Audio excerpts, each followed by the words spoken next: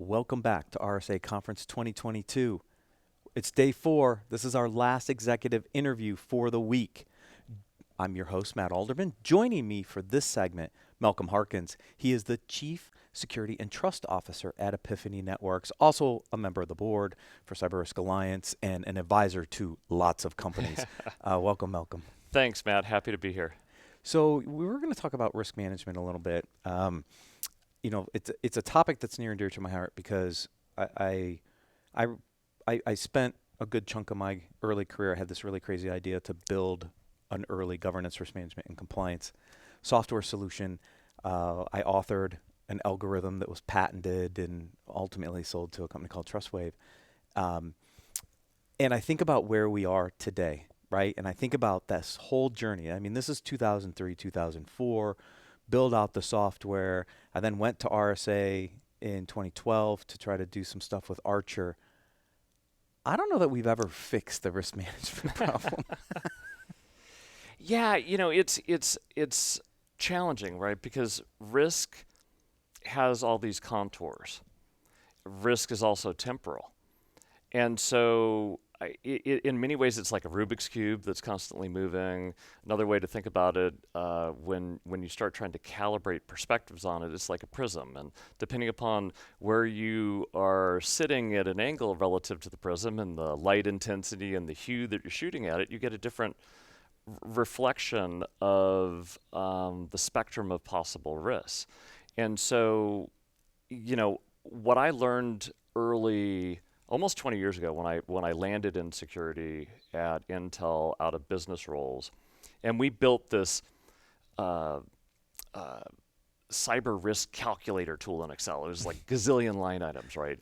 Threats and vulnerabilities and consequences and all this math. And I had another former finance person who was an Excel whiz build this thing, and we almost dumbed ourselves down because we got focused on calculating risk rather than contemplating it. And then I took a tour of duty to fix Sarbanes-Oxley and stuff like that. And when I came back from that to go back into security, everybody was treating it like this magic 8-ball. Let's shake it, and the CRA tool will tell us what to do. Right. But it was so qualitative, and that's, I think, the challenge that we've had. People try and put these calculations on it, but they're so subjective with all this stuff that we're fooling ourselves with some score, because it's really all these qualitative opinions and biased data and opinions that goes into it. And then we go, oh, this is scientific. And frankly, that's crap. And so we've got to get better at really understanding that. And for me, it's also been a bit of a transformation. The risk equation we've been using for decades. It's a risk as a function of threat, vulnerability, and consequence. We've been using that for decades and decades and decades. And what have we done? We've drowning ourselves in noise because this is vulnerable and that's vulnerable, and the vendor who releases a thing says it's critical because they want to reduce their liability when it might not be that bad. And then how do you understand the context of all that?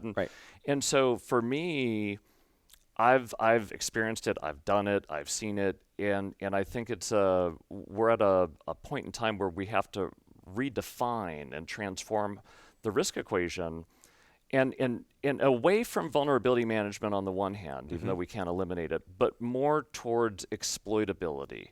The exploitability of the enterprise to a material risk, a material exposure that would impact the business, shareholders, customers. And I think if we do that, we'll be more precise in really understanding risk and be able to better articulate it to the management team so we can make better choices and better decisions.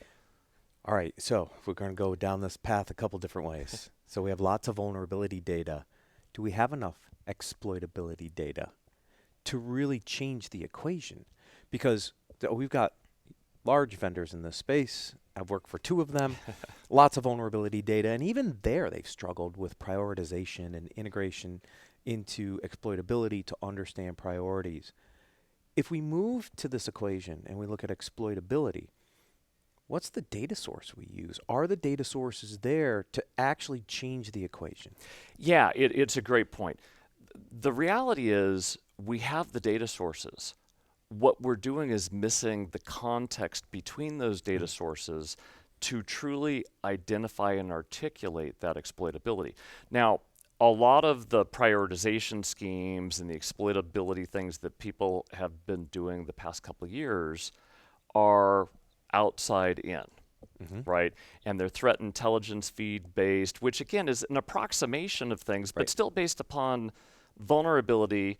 And it's better, and it's let's say reducing the sea of vulnerabilities by 15 to 20%, right? Right. Okay, great. The decent amount So of the incremental IT team value. only has to patch 15 to 20% instead of 100% of the vulnerabilities. Exactly. But the other way to approach it is to start from the inside out. Look at the prize, the system, the data, the identity that's going to create that, frankly, oh shit moment Yeah. and cause a material impact to the business. And when you start from the inside out, you can then start mapping the attack paths and the exploitability and those pivot points, right? We do it after the fact. We do an anatomy of a breach, and you go, okay, this got popped, and then we blame the user for that, and then it goes from here, and then they pick up an identity, and they traverse all these different things throughout the environment. We map it after the attack, Yeah. but we have the capacity, we have the capability to map it before the attack. And when you do that, you can then start going, well, here's how I break the attack path. Right. And then when I break that, how many variants of that attack path get broken? And then walk your way back up into what are the 50 instances of log4j that I need to patch that are in a path to an exploitable set of conditions that leads to a material risk, instead of what I've heard from a lot of peers with log4j. We wrestled, we got this, we got that. We spent a week churning and finally said, screw it, we got to patch it all. Why? Because CISA says it's actively exploited, and the SEC said if you don't, it's going to be a problem. Right. Because nobody could figure it out. And but we have the capacity. I got to tell you a great story. So I went to RSA in 2012 to work on the strategy for Archer. And this was right after the NetWitness acquisition, right? So we had this great data coming in from NetWitness. We have Archer sitting on the top. So what I pitched to Art Coviello at the time was tuck in a piece in between Archer and NetWitness that allowed you to visualize the attack paths and the vulnerabilities and use that as a way to do exactly what you said, right? And the players back then, and there's these couple of these companies are still around. It was Red Seal Networks, Sky High Networks, it was Core Impact. Like they had some of these capabilities, but I could never convince them to bring that piece in to correlate the risk data, even though probably qualitative out of Archer, with real data on the network to be able to visualize where those pinch points were in the network and go after those and fix those and mitigate the risk. I totally agree with you. Well, I think possibly back then we didn't have the advancements in machine learning. Yeah, we correct. didn't have some of those things. But if you think of what Google Maps does, you go, here's the destination. I'm God knows where, but how do I get from here to there? And what's the most efficient and expedient route to get there? Right. Well, we've been doing that with navigation mapping now, and we all have it on our phones and everything else, walking through the city of San Francisco, finding this, finding that. Right. It's I need a core set of data. I need to ingest it. I need to understand the context of that and understand those relationships. And it takes a certain mindset, somebody who's been an attacker, somebody who has an offensive background, somebody who thinks as somebody who goes, that's the prize, and I'm going to weasel my way through the environment with the least amount of detection to get there. Right. And with that mindset, with the right things, you can do it. It's my passion. It's really the opportunity to take a leap forward in risk management when we adopt the technology that will allow us to do it. Exploitability is interesting. How many people want to know the exploitability data that they are potentially exploited? How much is being watered down because they just don't want to know? Well, it's a great question. So on Monday, I led a panel discussion on integrity matters. I had Juan Gomez Sanchez from Whirlpool. I had Pamela Fusco from Splunk. I had Jerry Davis from Pacific Gas and Electric. We had a very open and honest dialogue around the integrity of the role. Right. And the pressures that the CISO and some on the security team face at times to water down or dilute the risk issues. I know I've felt that pressure at times, and when my management has done things, you kind of pause and you go, hey, are you giving me coaching to manage the message, or are you giving me coaching to massage the message? There's a difference, and they're subtle. Yeah. And so I think, practitioners need to be wary of that and ask that question. And if it's, I don't think it's appropriate to share that in front of the board. Well, why? Right. Why is that? Their job is governance. Their job is management of material risk and fiduciary accountability and all those type of things. I did a survey back a year and a half ago on this. Got over 100 respondents, InfoSec directors, CISOs. Over 100 of us said that 76% of us, so 76% of the person accountable and charged with managing information security has either watered down risk or been asked to. And that is an appalling stat. Because if you think about it from a board perspective, most of these boards don't have expertise. They really have to rely on the CISO to come in and help educate them where the risks are. And if it gets watered down, then how is the board supposed to help and make sure that the right things are getting done? Because this comes down to potential reputational risk. It comes down to making sure you have enough budget to go address this stuff. Like, I just don't think it makes sense these days with all the high-profile breaches to stick your head in the sand. Yeah, and it's amazing, but it still happens. So again, another stat: 61% of corporate directors, National Association of Corporate Directors, had polled board directors. 61% of them said they would compromise on cybersecurity for the sake of a business objective. Now, being a former finance person and you have to take risks to manage business, on the one hand, you could say, okay, well, that could make sense.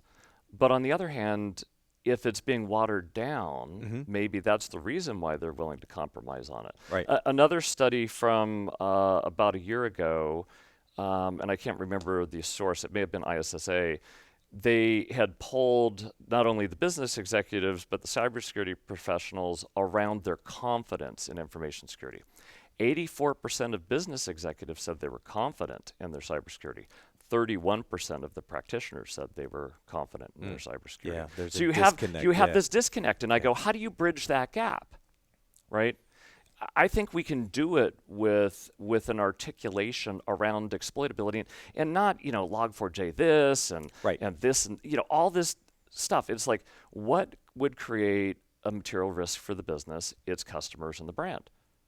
Once you do that and you have line of sight to those triggers, we did it with Sarbanes-Oxley over 20 years ago, right? What's a material risk for financial integrity, financial reporting?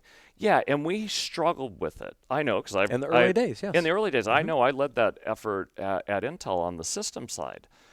But you look at it and you go, okay, 20-ish years later, we don't have the financial integrity issues and reporting issues that we did. I've advocated, and I did the other day in a group meeting with the Cyber Defenders Council, that we should put in place the equivalent of a Sarbanes-Oxley for cybersecurity, where the management team, the CFO, the general counsel, the CEO, they gotta sign off. And the chief information security officer need to sign to attest to the fact that their internal controls are sufficient to prevent a material weakness or significant deficiency that would harm the shareholders and their customers. So it not only means to be the operating of the technology, but the creators of the technology also have to do that as well. Yeah. If we did that, I think we would Things make would a change. massive shift. Oh, yeah. And guess what that would do? That would drive accountability to the industry, drive accountability to the management team,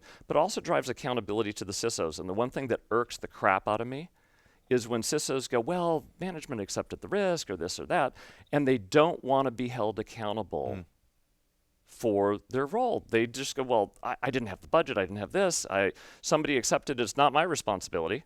I'm like, darn well, better be your responsibility, because if it's not yours, who is it? Right. No, this has been the challenge for a long time in this industry. It's we have work to do for sure. But Malcolm, it's always a pleasure to have you on. Thanks, Matt. Thanks for joining me. And with that, folks, we are done with our executive interviews for RSA Conference 2022. We have one wrap-up show left. Thank you for joining us.